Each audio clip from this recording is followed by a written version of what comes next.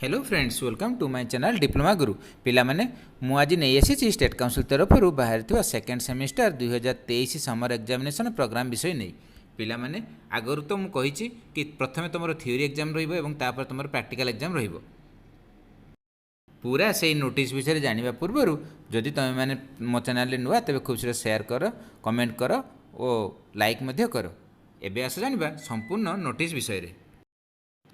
पिलाने state council तरफ दिया नोटिस नंबर 1092 29/5/2023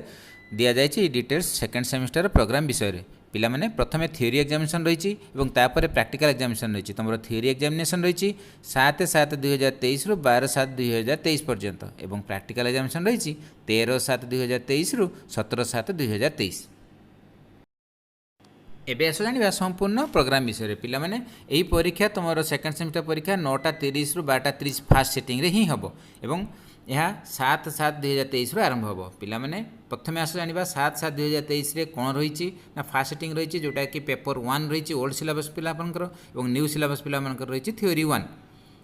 नेक्स्ट रही तुम 8/7/2023 रे से फास्ट सेटिंग रही तुम थ्योरी 2 रही न्यू सिलेबस पिलाଙ୍କର पेपर 2 रही ओल्ड सिलेबस पिलाମାନଙ୍କର पुणी रही 10/7/2023 रही थ्योरी 3 रही ओल्ड सिलेबस पिलाମାନଙ୍କର पेपर 3 रही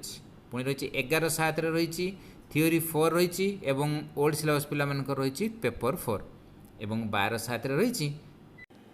पीडीएस पिलाମାନଙ୍କର PDT 205 एवं ओल्ड सिलेबस पिलाମାନଙ୍କର पेपर 5 पिलाମାନେ आज एतिकी पुणी एक देखा नुआ इनफॉर्मेटिव वीडियो रे